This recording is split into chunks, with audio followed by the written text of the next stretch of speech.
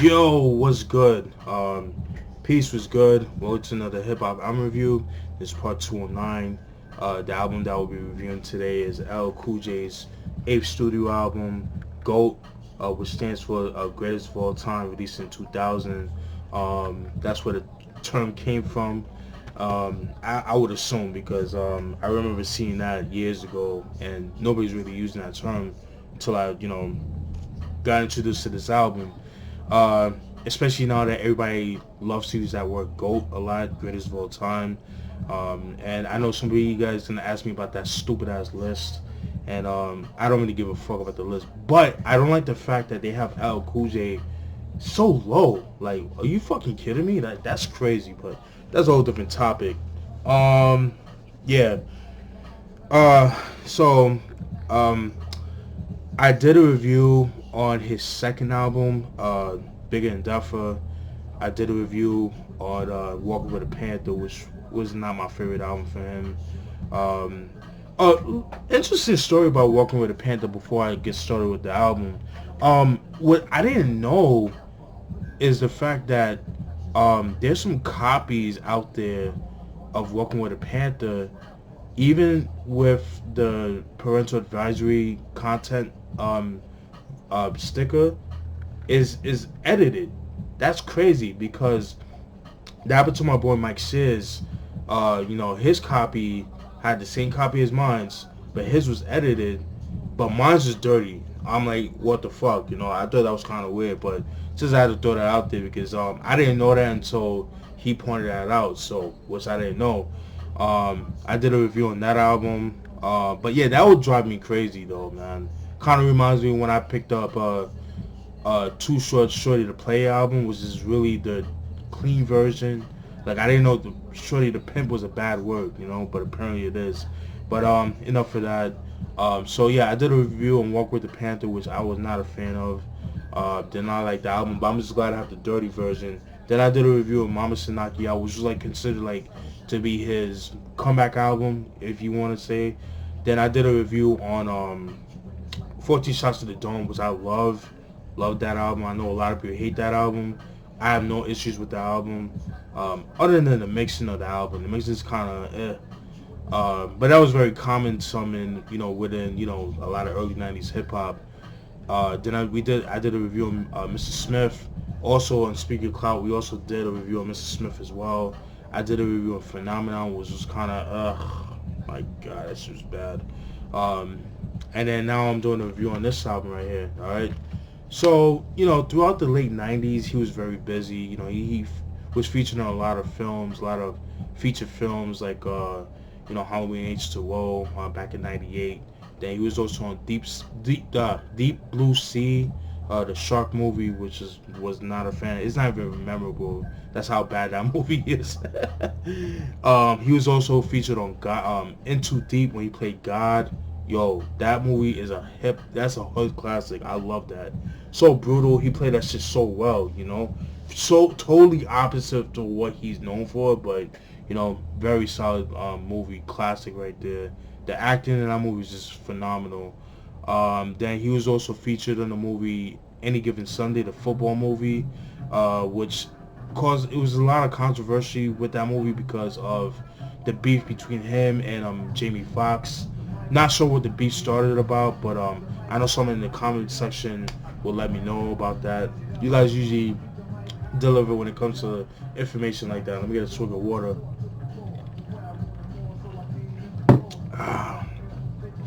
And then now we got this album right here. All right. So, I remember, I was in junior high school. That's middle school for some people from, different parts of this country. And I remember seeing like the posters, the promo posters for this album. You know what I mean? So, because like I said, he hasn't dropped the album since until like 97. So this would be like his first album within 3 years. Okay, he was busy doing movies and all that kind of shit. And this album came out, I believe, in the fall of 2000. All right. There's 2 singles of the album.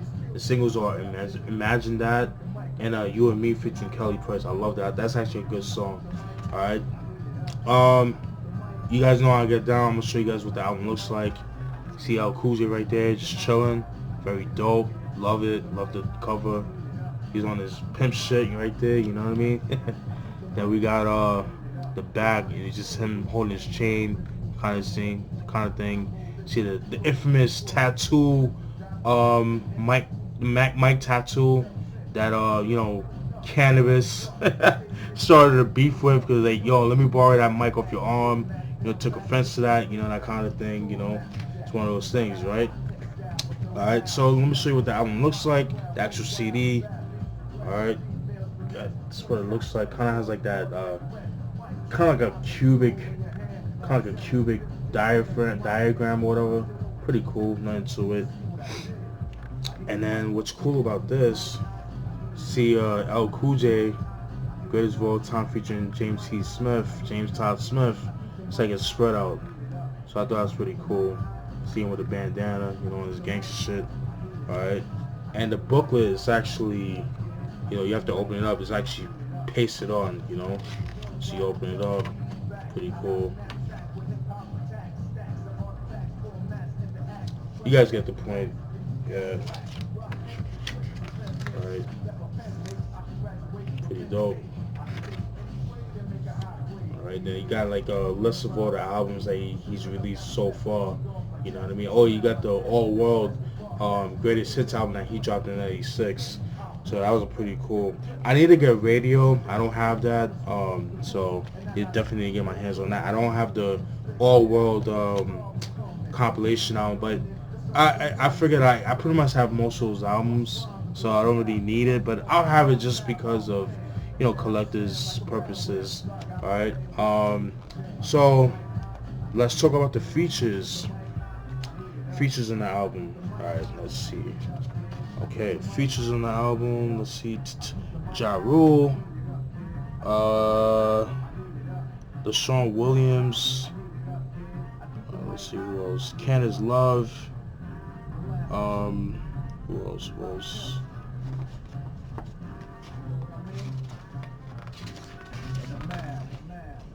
DMX, Method Man, Redman, Tiki Diamonds, Carl Thomas. Dope singer. Very underrated in my opinion. That first album, man. Whoo, emotional. Classic right there. That's a 5-minute classic in my opinion. Okay, nobody says. Emil. Oh, God. Woo! Man, that's bad. Kelly Price. Snoop Dogg, Exhibit, J.O. Felony. The late great Prodigy, rest in peace to him. Who else? Funk Flex and Big Cap, alright? Those are the features of the album. Producers on the album. Alright, let's see. Alright, producers on the album. Let's see. Cat named James Bimmy Anthony. Don't know who that is. Rockwaller, dope producer. You guys know Rockwaller, Def Squad, part of Def Squad. Vader Nobles and Mark Wiggins. DJ Scratch, dope producer. Adam F. Adam F, he's worked with Redman and stuff like that, especially around like the Malpractice era. You know what I mean? Matter of fact, I think he did the beat for Smash Something. I think he did the beat for that. Then you got Trackmasters, Self. Then you got Vader Nobles again, Type 5, dope producer, very underrated. Let's see who else. DJ Scratch again.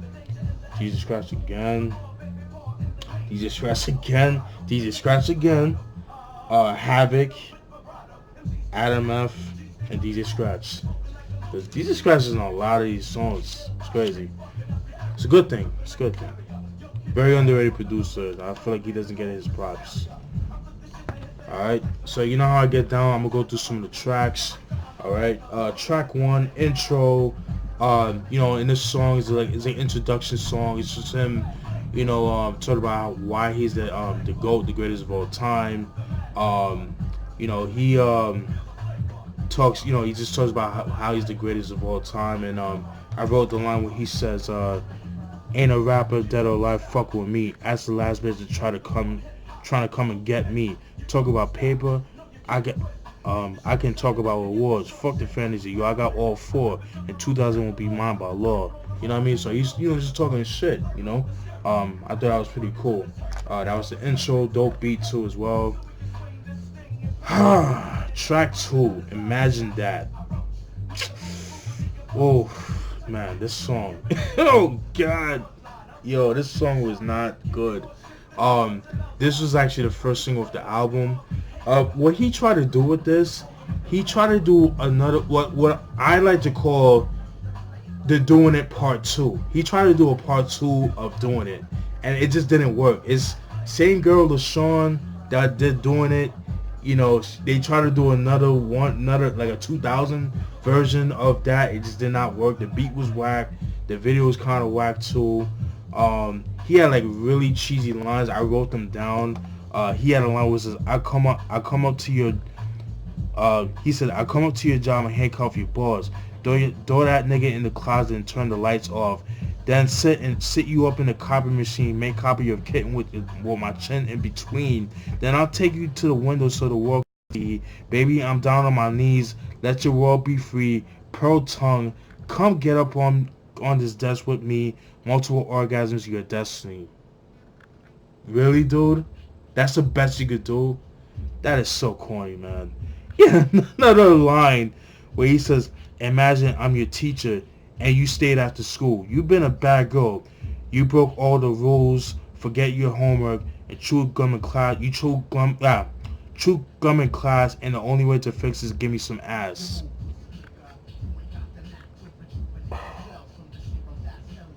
Todd, really, dude? Like, come on, man.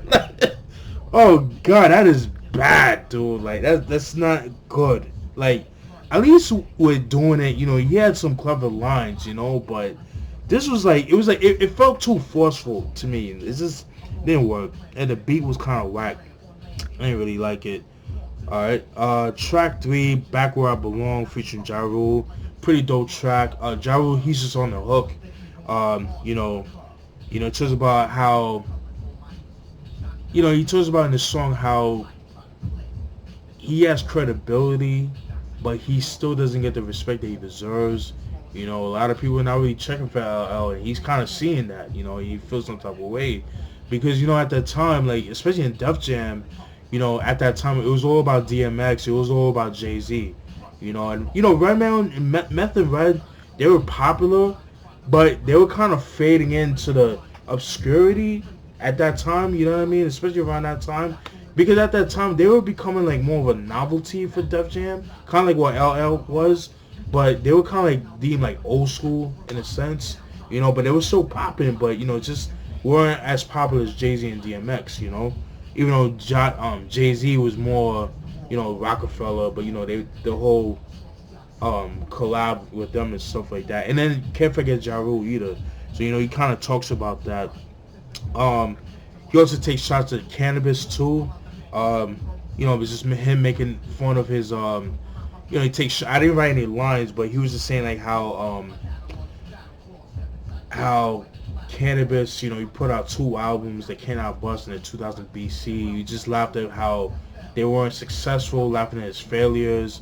And then, you know, he called cannabis a groupie, because, you know, he used to roll with the Lost Boys and stuff like that. So, you know, talked a little bit about that. Like I said, I didn't write any lines or anything like that, but I'm just paraphrasing what he talked about in the song. So that was a dope track. I like that. That was pretty dope. That was Back Where I Belong, track 3.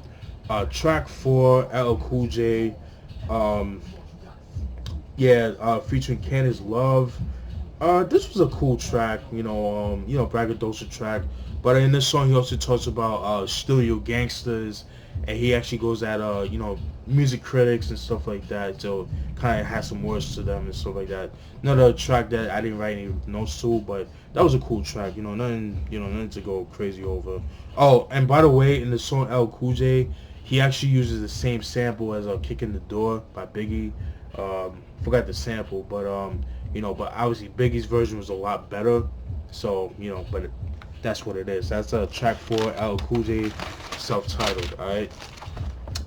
Then we got track 5, Take It Off. Oh man. This was an okay track. I feel like this was like his answer to Q-Tip's Vibrant thing. It was like his own version of it. And the reason why I say that is because of the subject matter, but like the beat is very similar to Vibrant Thing. So again, that song Vibrant Thing was I did not like at all. The video made up for it. That's all I have to say about that. Excuse me. That's what he made up for it. So yeah, it was not good. It was okay. Um, but I could definitely see Redman on this track because it definitely sounded like something that could have been on what's that album? That's the Name 2000 or Malpractice. I would say more Malpractice in a sense, but okay track, not the best. Track 6, Skit. It's just Redman, LL Cool J, and Method Man doing mama jokes, just kind of thing. Kind of disappointed because they're funny, but it just didn't really do well for me on that. It wasn't that funny, in my personal opinion. Then we got track 7, Forget About It, featuring DMX, Method Man, and Redman. To me, I've always felt like this was like the sequel to 4321. Obviously minus Cannabis, which obviously caused the beef, with LL and Cannabis. This was like this is like this continuation of that song, like the sequel, if you will. Dope track, you know what I mean? I wasn't crazy about the beat, but I think Meth, he had the best verse when he said, "Down for whatever," which usually means I'm up to something, who owe me something. Them niggas in the back frontin', they rockin' cuffs and put 8 up repercussion. You know my name, so there's no need for introduction. I must have done it all, so none of y'all can do me nothing. He killed that. That was, I liked it. I know it's not like spectacular, but the way he said it was pretty dope.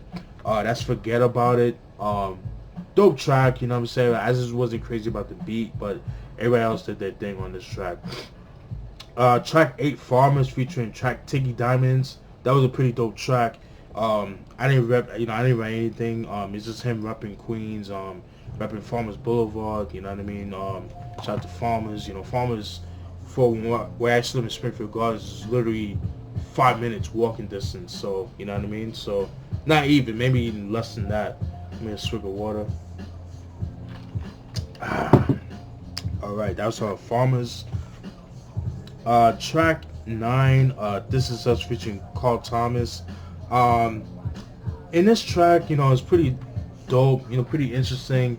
In this song he talks about, just having an ideal girlfriend or wife or whatever. Just sort of about, he's not into girls that are, always be on the party all the time, to being a party girl, not being a hoe, always being there for him, through thick and thin, good times, but as well as bad times. Just being able to have a girl, like when he comes home, he's be able to have a nice cooked meal, hot meal, wait for him. He just talks about that, so I thought that was pretty interesting. I think, most everybody could relate to that, and vice versa, that kind of thing. So, This Is Us, that was pretty cool. Track 10, Can't Think, very dope track, one of my favorite tracks off the album. Love the beat for that. He goes in, he really goes in. Love the beat. It's like very menacing. You know what I mean? This is like battle oriented LL. He kind of went back old school with it with this one, but he modernized it obviously. But this is definitely battle oriented. I love the line when he says, "This thing of ours got competition taking red showers. Grieving mothers calling 1-800 flowers. My repertoire burn your ashes in the urn. I sick God or money that really make the world turn. Grab your gun, separate the ones from the real funds. Inhale deep and hold it in your lungs." That shit is dope, man. He killed that. That was fucking sick. That's definitely one of the best tracks of the album, in my personal opinion. Track 11, Hello, featuring Emil. Oh my god, this is such a bad song. Like, Emil, god, she's bad. Like, that voice of hers, like, Amelia. Oh god, I hate that. And what makes the song bad was the hook. The hook is what killed it for me. Hello, hello, yo, yo, hello, hello, yo, yo. Like, really? Like, that's so, come on, man. Like, that was bad. I didn't like that at all. Hello, that was trash. Track 12, You and Me featuring Kelly Price. Love this song. This is actually the second single and the final single of the album. Dope video too. Very, very dope. Um, I love the line when he says, "I'm from Queens. I rep to the fullest. I'm a rep to the fullest, but I'd rather chill with you instead of dodging bullets. Glock in the stash. I don't really want to pull it on a so-called thug cat that's faking it acrylics. He killed that. That's fucking dope. I love that, man. Killed that shit right there. Uh, then we got track 13, Homicide. Very dope joint right there.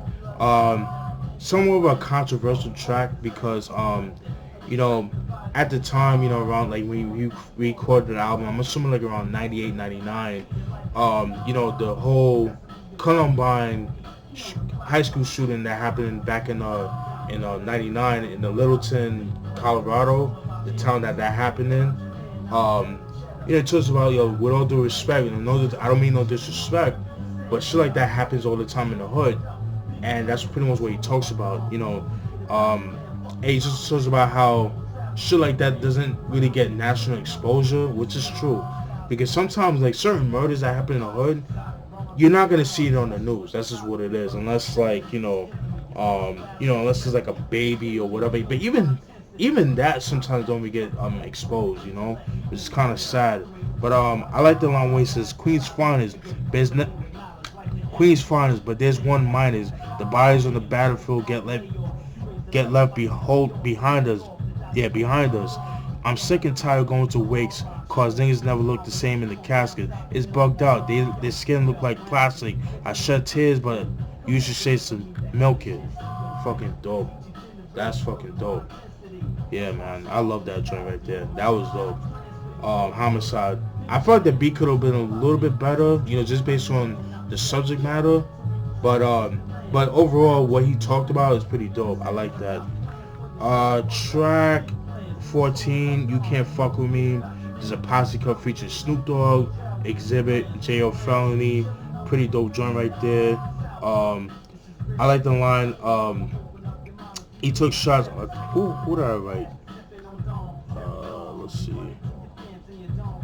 Yeah, so to me, Exhibit and LL, you know, I think they had the best verse. And in this song, he takes shots at Jamie Foxx with the line where he says, I'm from Q for quiet killers, and you know I deliver, and the double N, enough ammo for every nigga, and S spells Queen, stupid ass, run it back. That HBO shit, I must address that. Once and for all, what's my opinion on Jamie Foxx? He pussy, plus he ain't funny as Chris Rock. So you already know what was going on with that. And Exhibit, his line when he said, God have mercy. Oh shit. Sorry. Yo, that's crazy. As soon as I said God have mercy, that fucking thunder. So I apologize. Woo! Lord, man. Alright, so Exhibit, when he says, God have mercy on all my enemies. Don't even test, waste your breath or your energy. Knock your family off like the Kennedys. I pledge sucker then age with no type of remedy. Making niggas retire but what he says? But retire but reclaim disability. Agility keeping y'all out of the state penitentiary. He killed that shit. Yeah, that's the thing. Exhibit doesn't get a lot of props when it comes to lyricism. You know, because people always think of him, like I mentioned on the 40 Days, 40 Nights review that I did a couple weeks ago, that people only know him for the the Pimp My Ride show and the UMTV raps. I mean, not the UMTV, the Pimp My Ride and the 8 Mile movie and stuff like that. So, but you know what? Is their loss? You know, it is what it is. So, track 15. Let's see. Queens is featuring Prodigy. Love that joint. Prodigy killed it. LL killed it. I like the line by L when he says, I'm here to crack your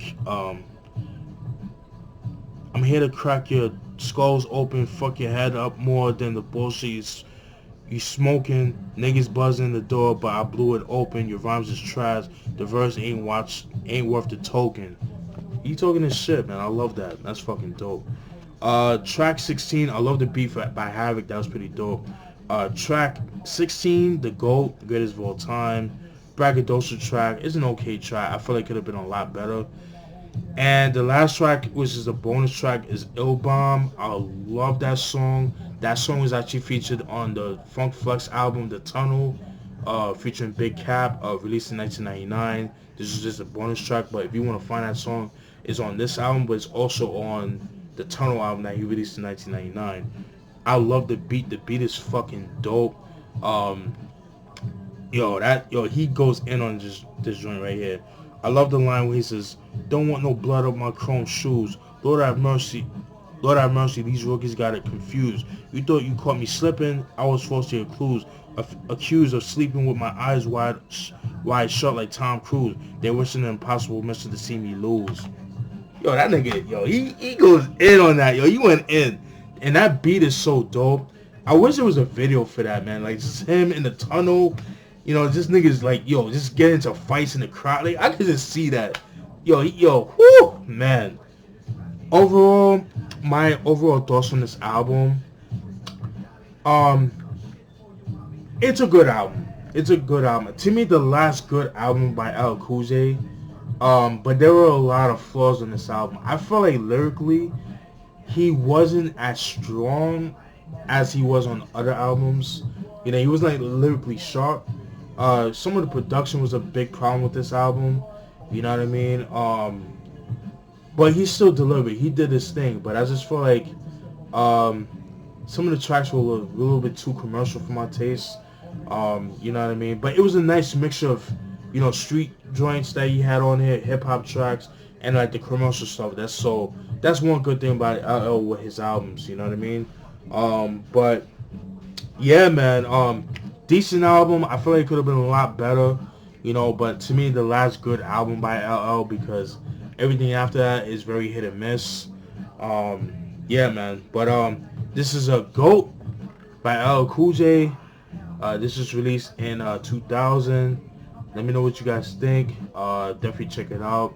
I just feel like LL Cool J definitely deserves a lot more credibility, a lot more respect, a lot more credit, because he opened doors. He opened a lot of doors for a lot of people. All the shit that y'all niggas love, Drake and all these other artists rapping about chicks and stuff like that. This man was doing this back in the 80s, man. Big Daddy Kane do too, but he was doing that. Like, he was one of the pioneers of doing that. Yeah, man. Solid track, man. Solid album, but decent album. Could have been a lot better, but it is what it is. But let me know what you guys think. Definitely stay tuned for more. Alright? Peace.